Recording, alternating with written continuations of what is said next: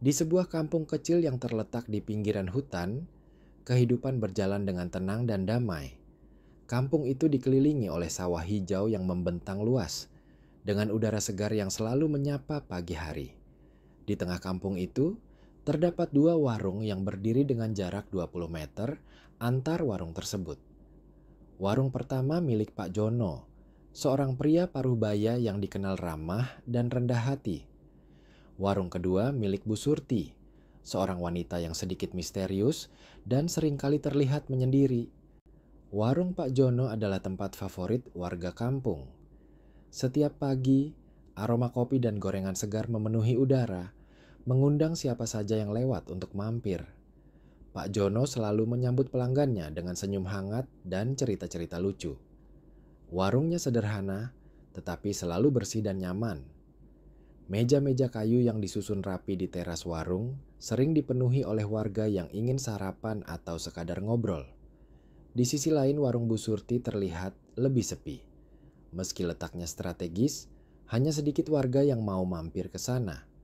Warung Bu Surti terkesan gelap dan kurang terawat. Rak-raknya dipenuhi barang-barang yang terlihat berdebu, dan aroma makanan yang dihidangkannya tidak semenarik warung Pak Jono. Bu Surti sendiri jarang terlihat ramah. Ia lebih sering duduk di belakang meja kasir, matanya melotot ke arah warung Pak Jono seolah penuh kecemburuan. Suatu malam, setelah menutup warungnya, Pak Jono duduk di teras sambil menikmati secangkir kopi hangat.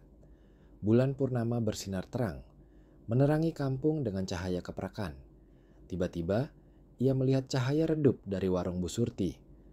Biasanya, warung itu sudah tutup sejak sore, tetapi malam ini ada aktivitas aneh di dalamnya. Rasa penasaran membuat Pak Jono bangkit dari kursinya. Ia berjalan pelan mendekati warung Bu Surti, berusaha tidak membuat suara. Dari balik tirai jendela yang sedikit terbuka, ia melihat Bu Surti sedang melakukan sesuatu yang membuat bulu kuduknya merinding. Di tengah ruangan, Bu Surti duduk bersila di atas tikar, dikelilingi oleh lilin-lilin yang menyala. Di depannya terdapat sesaji berupa nasi kuning, bunga, dan kemenyan yang mengepulkan asap tebal. Bu Surti memegang boneka kecil yang terbuat dari kain, dan mulutnya komat-kamit mengucapkan mantra-mantra yang tidak bisa dipahami. Pak Jono merasa ngeri. Ia pernah mendengar cerita tentang santet dagang, ilmu hitam yang digunakan untuk menghancurkan usaha orang lain. Apakah Bu Surti sedang mencoba mengutuknya? Hatinya berdebar-debar, tetapi ia memilih untuk tidak bertindak gegabah. Ia kembali ke warungnya dengan perasaan campur aduk antara takut dan penasaran. Keesokan harinya, Pak Jono mencoba melupakan kejadian malam itu. Ia berusaha fokus pada warungnya, melayani pelanggan dengan senyum seperti biasa. Namun, ia tidak bisa mengabaikan perasaan aneh yang terus menghantuinya. Apakah Bu Surti benar-benar menggunakan ilmu hitam? Ataukah itu hanya khayalannya saja? Sementara itu, Bu Surti terlihat semakin aneh. Wajahnya yang biasanya pucat kini terlihat lebih gelap, dan matanya selalu melirik ke arah warung Pak Jono dengan tatapan penuh kebencian. Beberapa warga mulai memperhatikan perubahan sikapnya, tetapi tidak ada yang berani menanyakan langsung. Malam berikutnya, Pak Jono kembali melihat cahaya redup dari warung Bu Surti. Kali ini, ia memutuskan untuk tidak mendekat. Ia tahu ada sesuatu yang tidak beres dan ia harus waspada. Namun, ia juga sadar bahwa ia tidak bisa menghadapi ini sendirian. Ia membutuhkan bantuan. Beberapa hari setelah kejadian malam itu, suasana di kampung mulai terasa berbeda. Udara yang biasanya segar dan menenangkan kini terasa lebih berat, seolah ada sesuatu yang mengintai di balik kedamaian kampung. Warung Pak Jono, yang biasanya ramai dikunjungi pelanggan, tiba-tiba sepi. Meja-meja kayu di teras warungnya yang biasanya dipenuhi warga yang tertawa dan bercerita, kini kosong melompong. Pak Jono berdiri di depan warungnya, matanya memandang ke arah jalan yang sepi. Ia merasa ada yang tidak beres. Pagi ini, hanya beberapa pelanggan setia yang datang, dan mereka pun terlihat tidak bersemangat. Bahkan, Bu Darmi, tetangga sebelah yang selalu sarapan di warungnya, hanya mampir sebentar sebelum pergi dengan wajah masam. "Ada apa, Bu? Kok terburu-buru?" Tanya Pak Jono mencoba bersikap ramah. Bu Darmi menggeleng. Wajahnya terlihat tidak nyaman. Maaf, Pak Jono. Tadi pagi aku makan bubur di sini, tapi perutku jadi tidak enak. Mungkin aku harus istirahat dulu. Pak Jono terkejut. Ia selalu menjaga kebersihan dan kualitas bahan makanannya. Bagaimana mungkin pelanggannya bisa sakit? Ia mencoba menenangkan Bu Darmi dan memintanya pulang untuk beristirahat. Namun, kejadian itu membuat hatinya tidak tenang. Sepanjang hari, beberapa pelanggan lain juga mengeluh hal serupa. Ada yang mengatakan makanan terasa aneh. Ada juga yang merasa pusing setelah makan di warungnya. Pak Jono semakin bingung. Ia memeriksa semua bahan makanan dan peralatan masaknya, tetapi tidak menemukan sesuatu yang mencurigakan. Sementara itu, di seberang jalan, warung Bu Surti yang biasanya sepi, tiba-tiba ramai dikunjungi orang. Pelanggan berdatangan dan Bu Surti terlihat sibuk melayani mereka. Wajahnya yang biasanya muram, kini terlihat sumringah. Ia bahkan tersenyum lebar setiap kali melayani pelanggan, sesuatu yang jarang dilihat oleh warga kampung. Pak Jono memperhatikan semua ini dari kejauhan. Hatinya semakin tidak tenang. Ia ingat ritual aneh yang dilihatnya malam itu. Apakah Bu Surti benar-benar menggunakan ilmu hitam untuk mengalahkannya? Ia mencoba mengusir pikiran buruk itu, tetapi semakin ia berpikir, semakin yakin ia bahwa ada sesuatu yang tidak beres. Malam harinya, Pak Jono memutuskan untuk tetap buka lebih lama, berharap ada pelanggan yang datang. Namun, warungnya tetap sepi. Ia duduk di teras sambil menatap langit yang dipenuhi bintang. Tiba-tiba, ia mendengar suara gemerisik dari arah warung Bu Surti. Ia menoleh dan melihat cahaya redup dari dalam warung itu. Kali ini, ia tidak bisa menahan rasa penasarannya. Dengan hati-hati, Pak Jono mendekati warung Bu Surti. Dari balik tirai jendela, ia melihat Bu Surti sedang melakukan ritual lagi. Kali ini, ritualnya terlihat lebih serius. Lilin-lilin berwarna hitam menyala di sekelilingnya, dan di tengah ruangan terdapat boneka kecil yang terbuat dari kain. Boneka itu mengenakan pakaian mirip seragam yang biasa dipakai Pak Jono. Bu Surti memegang jarum dan menusukkannya ke boneka itu sambil mengucapkan mantra-mantra yang membuat bulu kuduk Pak Jono merinding. Pak Jono merasa ngeri.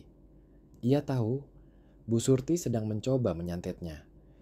Ia harus melakukan sesuatu sebelum terlambat. Dengan hati berdebar, ia kembali ke warungnya dan memutuskan untuk mencari bantuan. Keesokan harinya, Pak Jono mendatangi Mbah Kromo, tetua kampung yang dikenal bijaksana dan mengerti tentang hal-hal gaib. Mbah Kromo tinggal di sebuah gubuk kecil di pinggir hutan, jauh dari keramaian kampung. Pak Jono menceritakan semua kejadian yang dialaminya, termasuk ritual aneh yang dilihatnya. Mbah Kromo mendengarkan dengan seksama. Setelah Pak Jono selesai bercerita, ia mengangguk pelan. Ini bukan hal biasa, Jono. Bisa jadi Bu Surti menggunakan santet dagang untuk mengambil rezekimu. Mbah Kromo kemudian memberikan seikat daun sirih dan air yang telah didoakan. Letakkan ini di warungmu dan jangan biarkan rasa takut menguasaimu. Santet hanya kuat jika kau membiarkannya. Pak Jono mengikuti saran Mbah Kromo. Ia meletakkan daun sirih dan air di sudut warungnya. Perlahan, pelanggan mulai kembali. Namun, Bu Surti tidak tinggal diam. Ia semakin sering melirik ke arah warung Pak Jono dengan tatapan penuh kebencian, seolah tahu bahwa usahanya digagalkan. Setelah mendapatkan daun sirih dan air yang telah didoakan dari Mbah Kromo, Pak Jono merasa sedikit lega. Namun, ketenangan itu tidak bertahan lama.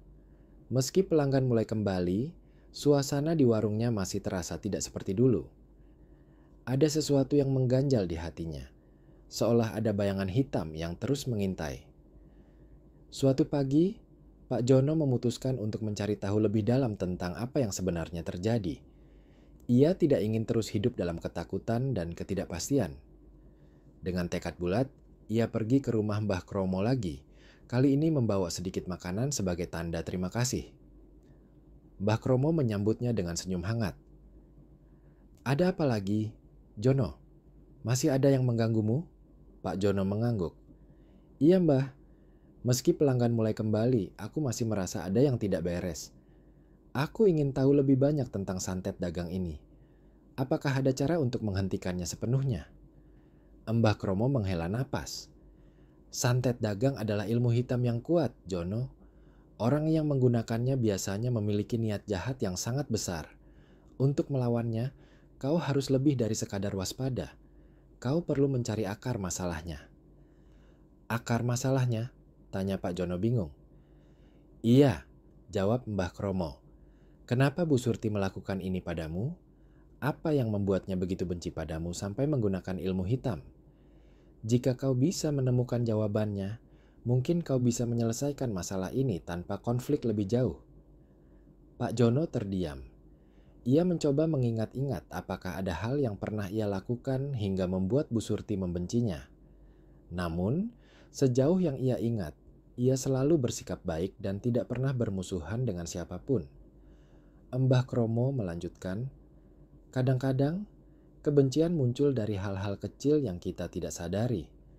Cobalah berbicara dengan Bu Surti. Tanyakan langsung padanya apa yang membuatnya melakukan ini. Tapi, kau harus hati-hati. Orang yang terlibat dalam ilmu hitam biasanya tidak mudah diajak bicara. Pak Jono mengangguk. Ia tahu ini bukan tugas mudah, tetapi ia merasa ini adalah langkah yang perlu diambil. Ia berterima kasih pada Mbah Kromo dan pulang dengan tekad baru. Sore itu, setelah warungnya tutup, Pak Jono memutuskan untuk mendatangi Bu Surti. Ia berjalan pelan ke warung sebelah, hatinya berdebar-debar. Warung Bu Surti terlihat gelap, tetapi ia yakin Bu Surti masih di dalam. Dengan mengetuk pintu pelan, Pak Jono memanggil, Bu Surti, ada di rumah? Beberapa saat kemudian, pintu terbuka perlahan. Bu Surti muncul dengan wajah pucat dan mata yang terlihat lelah. Ada apa, Pak Jono? Kau butuh sesuatu? Tanyanya dengan suara datar. Pak Jono mengambil napas dalam-dalam. Bu, aku ingin berbicara denganmu. Ada sesuatu yang menggangguku dan aku rasa kita perlu membicarakannya. Bu Surti menatapnya dengan tatapan tajam, seolah mencoba membaca pikiran Pak Jono. Akhirnya, ia menganggak pelan. Masuklah. Pak Jono masuk ke dalam warung Bu Surti. Suasana di dalam terasa dingin dan tidak nyaman. Rak-rak masih dipenuhi barang-barang berdebu dan aroma kemenyan masih terasa kuat. Jadi, apa yang ingin kau bicarakan? Tanya Bu Surti sambil duduk di belakang meja kasir. Pak Jono duduk di hadapannya. Bu, aku tahu ada sesuatu yang tidak beres antara kita. Aku tidak tahu apa yang telah aku lakukan sampai membuatmu marah, tapi aku ingin kita bisa menyelesaikan ini dengan baik. Bu Surti terdiam sejenak, matanya menatap kosong ke arah dinding. Kemudian, ia menghela napas panjang. Kau tidak mengerti, Jono. Kau selalu beruntung. Warungmu selalu ramai, sementara warungku sepi. Aku sudah berusaha keras, tapi tidak ada yang berhasil. Aku merasa iri. Dan itu membuatku melakukan hal-hal yang tidak seharusnya. Pak Jono merasa sedih mendengar pengakuan Bu Surti.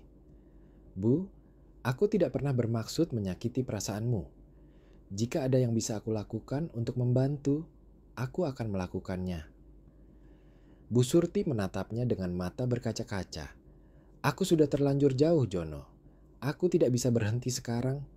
Ada sesuatu yang mengendalikanku, dan aku tidak bisa melawannya. Pak Jono merasa ngeri. Ia tahu Bu Surti sudah terlalu dalam terlibat dalam ilmu hitam. Ia harus melakukan sesuatu sebelum semuanya terlambat. Bu, aku akan membantumu. Kita bisa menyelesaikan ini bersama, kata Pak Jono dengan suara tegas. Bu Surti mengangguk pelan, tetapi matanya masih terlihat kosong. Pak Jono tahu, ini bukan akhir dari masalahnya. Ia harus mencari cara untuk membebaskan Bu Surti dari pengaruh ilmu hitam sebelum semuanya menjadi lebih buruk. Setelah percakapan dengan Bu Surti, Pak Jono merasa lebih berat lagi. Ia tahu bahwa Bu Surti tidak sepenuhnya bertanggung jawab atas tindakannya. Ada sesuatu yang lebih besar, lebih gelap yang mengendalikannya. Namun, Ia juga sadar bahwa ia tidak bisa membiarkan ini terus berlanjut. Warungnya, kehidupan warga kampung, dan bahkan nyawa Bu Surti sendiri, semuanya dalam bahaya. Malam itu, Pak Jono tidak bisa tidur. Pikirannya dipenuhi oleh bayangan ritual aneh Bu Surti dan pengakuannya yang menyedihkan. Ia memutuskan untuk kembali ke Mbah Kromo, kali ini dengan tekad yang lebih kuat. Ia perlu tahu bagaimana cara menghentikan pengaruh ilmu hitam yang mengendalikan Bu Surti. Saat fajar menyingsing, Pak Jono sudah berjalan menuju gubuk Mbah Kromo di pinggir hutan. Udara pagi yang dingin menyelimuti tubuhnya, tetapi hatinya terasa panas oleh tekad yang membara. Mbah Kromo sedang duduk di teras gubuknya, seolah sudah menunggu kedatangan Pak Jono. "Kau datang lagi, Jono," kata Mbah Kromo dengan suara tenang. "Aku tahu kau akan kembali." Pak Jono mengangguk. "Mbah, aku sudah berbicara dengan Bu Surti. Dia mengaku bahwa dia iri padaku, tapi ada sesuatu yang mengendalikannya. Aku tidak tahu harus berbuat apa lagi." Mbah Kromo menghela napas. "Ini lebih serius dari yang kukira. Jika Bu Surti sudah terlanjur dalam, kita harus melakukan ritual pembersihan untuk membebaskannya dari pengaruh ilmu hitam. Tapi, ini bukan tugas mudah. Kau harus siap menghadapi apapun yang muncul." Pak Jono mengangguk lagi. "Aku siap, Mbah. Apapun yang diperlukan, aku akan lakukan." Mbah Kromo kemudian mempersiapkan segala sesuatu yang dibutuhkan untuk ritual pembersihan. Ia mengambil beberapa daun sirih, bunga kamboja, air suci, dan sebuah keris kecil yang terlihat tua tetapi masih terawat baik. "Kita akan melakukan ritual ini malam nanti saat bulan purnama masih bersinar terang. Kau harus membawa Bu Surti ke sini, tapi jangan bilang apa-apa tentang ritualnya. Katakan saja kau ingin membantunya." Pak Jono setuju. Ia kembali ke kampung dan langsung menuju warung Bu Surti. Bu Surti terlihat lebih pucat dan kurus dari sebelumnya. Matanya terlihat kosong, seolah jiwa sudah tidak ada di dalamnya. "Bu, aku ingin membantumu. Aku tahu kau sedang dalam kesulitan. Mari ikut aku," kata Pak Jono dengan suara lembut. Bu Surti mengangguk pelan, seolah tidak punya kekuatan untuk menolak. Ia mengikuti Pak Jono menuju gubuk Mbah Kromo tanpa bertanya apapun. Saat malam tiba, ritual pun dimulai. Mbah Kromo meminta Pak Jono dan Bu Surti duduk di tengah lingkaran yang dibuat dari daun sirih dan bunga kamboja. Lilin-lilin menyala di sekeliling mereka, menciptakan suasana yang mistis. Mbah Kromo mulai mengucapkan mantra-mantra dalam bahasa kuno, sambil memercikan air suci ke arah Bu Surti. Tiba-tiba, angin kencang berhembus, memadamkan beberapa lilin. Suara gemuruh terdengar dari kejauhan, seolah alam sedang marah. Bu Surti mulai gelisah. Tubuhnya berguncang dan matanya terbuka lebar, menunjukkan warna merah menyala. Suara serak keluar dari mulutnya. "Kalian tidak bisa menghentikanku. Aku sudah menguasainya." Pak Jono merasa ngeri, tetapi ia tidak bisa mundur. Ia memegang tangan Bu Surti erat-erat, mencoba menenangkannya. "Bu Surti, lawanlah. Kau bisa melawannya." Mbah Kromo terus mengucapkan mantra. Suaranya semakin keras dan penuh kekuatan. Tiba-tiba, bayangan hitam muncul dari tubuh Bu Surti, membentuk sosok yang menyeramkan. Sosok itu berteriak, "Aku tidak akan pergi, dia milikku." Pak Jono tidak gentar. Ia mengambil keris kecil yang diberikan Mbah Kromo dan mengarahkannya ke bayangan hitam itu. "Pergilah, kau tidak berhak mengendalikannya." Dengan teriakan keras, bayangan hitam itu menghilang dalam asap tebal. Bu Surti jatuh pingsan, tubuhnya terkulai lemas. Udara di sekitar mereka kembali tenang, dan lilin-lilin yang padam tiba-tiba menyala kembali. Mbah Kromo menghela napas lega. Sudah selesai, pengaruh ilmu hitam itu sudah pergi. Pak Jono merasa lega, tetapi ia juga khawatir. Bagaimana dengan Bu Surti? Apakah dia akan baik-baik saja? Mbah Kromo menganggak. Dia akan baik-baik saja, tapi butuh waktu untuk pulih sepenuhnya. Kau harus membantunya melalui ini. Pak Jono mengangguk. Ia tahu, pertarungan gaib ini belum sepenuhnya selesai. Masih ada banyak hal yang harus ia lakukan untuk memastikan bahwa Bu Surti benar-benar bebas dari pengaruh ilmu hitam. Setelah ritual pembersihan, Bu Surti terbaring lemah di gubuk Mbah Kromo. Wajahnya yang sebelumnya pucat dan tegang, kini terlihat lebih tenang, meski masih terlihat lelah. Pak Jono duduk di sampingnya, memegang tangan Bu Surti dengan erat. Ia merasa lega bahwa pengaruh ilmu hitam telah pergi, tetapi ia juga tahu bahwa perjalanan mereka belum sepenuhnya selesai. Mbah Kromo mendekati mereka dengan membawa segelas air yang telah diberi doa. Minumlah ini, Bu Surti. Ini akan membantumu memulihkan tenaga, katanya dengan suara lembut. Bu Surti perlahan membuka matanya dan menerima gelas itu. Setelah meneguk airnya, ia menghela napas panjang. Aku merasa seperti baru bangun dari mimpi buruk, katanya dengan suara serak. Pak Jono tersenyum. Kau aman sekarang, Bu. Semuanya sudah berlalu. Bu Surti menatap Pak Jono dengan mata berkaca-kaca. Maafkan aku, Jono. Aku tidak tahu apa yang terjadi padaku. Aku hanya merasa iri dan marah dan kemudian semuanya menjadi gelap. Pak Jono mengangguk. Aku mengerti, Bu. Yang penting sekarang adalah kau sudah bebas dari pengaruh itu. Kita bisa memulai lagi. Mbah Kromo menambahkan, tapi kau harus berhati-hati, Bu Surti. Ilmu hitam itu meninggalkan bekas. Kau harus menjaga pikiran dan hatimu agar tidak mudah terpengaruh lagi. Bu Surti mengangguk pelan. Aku berjanji akan berusaha. Aku tidak ingin kembali ke keadaan itu. Beberapa hari kemudian, Bu Surti mulai pulih. Ia kembali ke warungnya, tetapi kali ini dengan niat yang berbeda. Ia membersihkan warungnya dari debu dan kotoran, menata ulang rak-raknya, dan mencoba membuat suasana yang lebih nyaman bagi pelanggan. Warga kampung yang melihat perubahan ini mulai penasaran dan perlahan kembali mengunjungi warung Bu Surti. Pak Jono juga membantu Bu Surti dengan memberikan saran dan dukungan. Ia bahkan mengajak beberapa pelanggan setianya untuk mencoba makanan di warung Bu Surti. Perlahan, warung Bu Surti mulai ramai lagi, tetapi kali ini dengan suasana yang lebih hangat dan bersahabat. Suatu sore, Pak Jono dan Bu Surti duduk bersama di teras warung Pak Jono, menikmati secangkir teh hangat. Matahari terbenam di ufuk barat, menciptakan pemandangan yang indah. Terima kasih, Jono, kata Bu Surti tiba-tiba. Tanpa bantuanmu, aku tidak tahu akan jadi apa aku sekarang. Pak Jono tersenyum. Kita semua punya masa sulit, Bu. Yang penting adalah kita saling membantu dan tidak menyerah. Bu Surti menganggak. Aku belajar banyak dari semua ini. Aku sekarang tahu bahwa keserakahan dan iri hati hanya akan membawa kehancuran. Aku akan berusaha menjadi lebih baik. Pak Jono merasa lega mendengar kata-kata Bu Surti. Ia tahu bahwa perjalanan mereka belum sepenuhnya selesai, tetapi setidaknya mereka telah melewati bagian yang paling sulit. Sejak saat itu, hubungan antara Pak Jono dan Bu Surti menjadi lebih baik. Mereka tidak hanya bersaing secara sehat, tetapi juga saling mendukung.